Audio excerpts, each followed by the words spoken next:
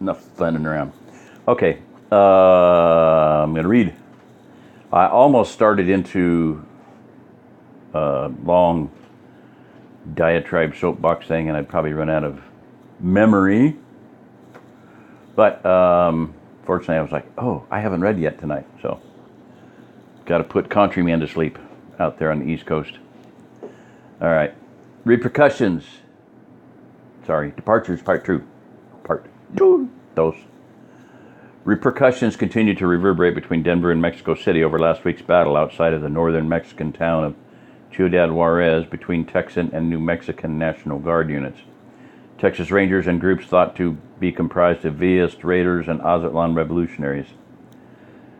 Several areas on the western side of the city were severely damaged in the fighting. Mexican President Vicente Fox has demanded that President Bush immediately stop all cross-border activities by U.S. forces, or he will be forced to instruct the Mexican army to neutralize future cross-border incursions by what he has termed New Mexican and Texan adventurers. President Bush, after meeting with the governors of the border states yesterday, released a statement this morning attempting to ameliorate the state of tension between the southwestern U.S. states and Mexico. We should give diplomacy a chance to lower the tension between our nations before our ability to trade under the terms of the North American Free Trade Agreement are compromised.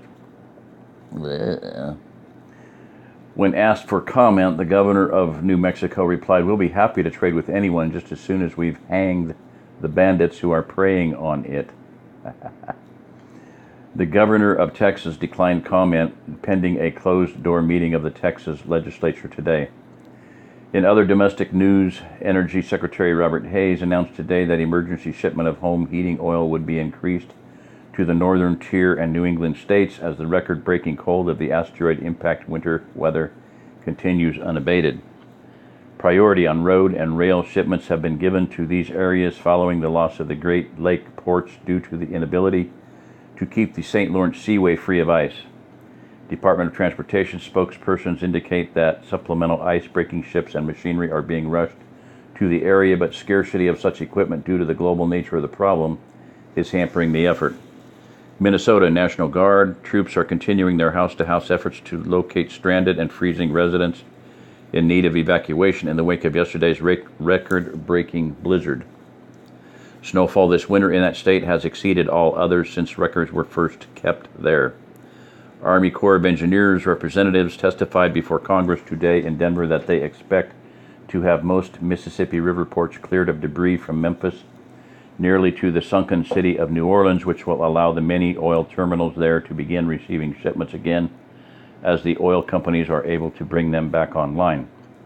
Work on the terminals themselves has been hampered by the severe winter weather. Some grain shipments are already being received.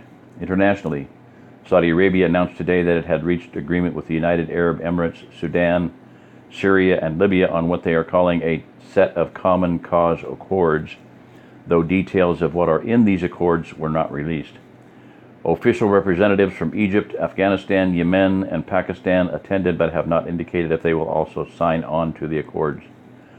Unofficial representatives from Jordan, Qatar, Bahrain, Oman, and Indonesia also attended. The State Department declined comment pending receipt of details about the nature of the accord. Radio Moscow announced today that a skirmish broke out along the Russian-Chinese border in a densely forested area of the port city of Vladivostok. Chinese army officials indicated that the matter was nothing more than a large patrol becoming lost and inadvertently crossing the border. Russian army officials in Vladivostok state the Chinese crossed the border in force and were repulsed.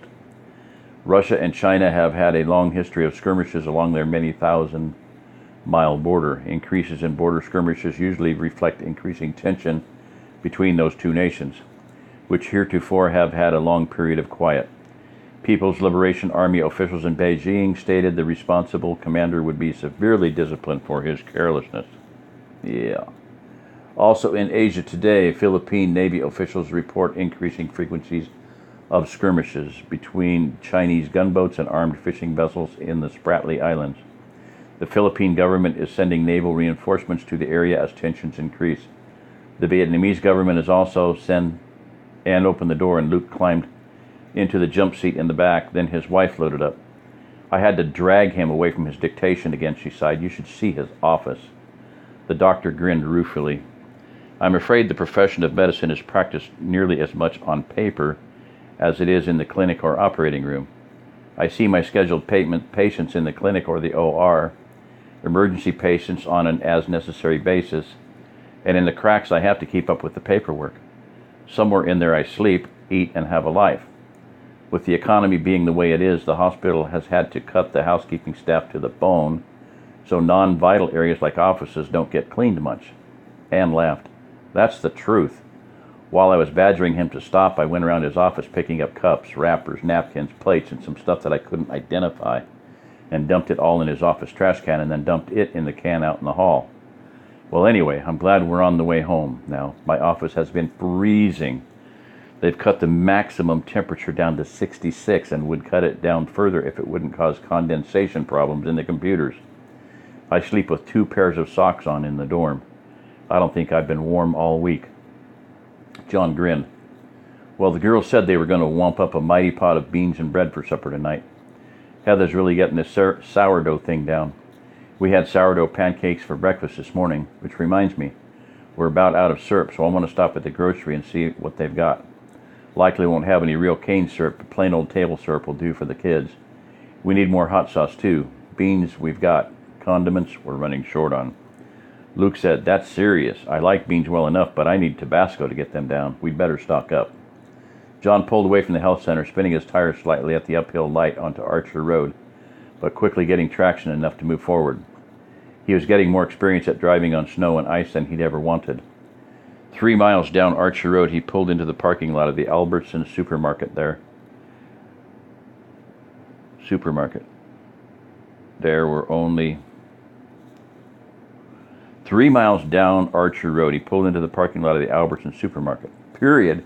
There were only half a dozen cars to be seen. He stared at the front of the building, no longer boarded up, but well lit and open for business.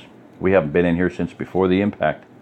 Last time I really noticed the place was that riot happened here the night we brought Mel home from the hospital. You can still see a few bullet holes over there by the windows. The doctor scrutinized the building, then said, you can see bullet holes. I remember that riot. The police were afraid it was getting out of hand when it spread across the street to the neighboring shopping center. First we knew of it was when several truckloads of troops pulled up to secure the hospital. Captain Swift was not a pleasant man to be sure, but he did keep things from getting too far out of hand in the early days. All right, good night. And that is going to be it for the night because I want to do another video. Good night. Bye-bye. Hallelujah. Take it easy. Pasta lasagna. Ciao.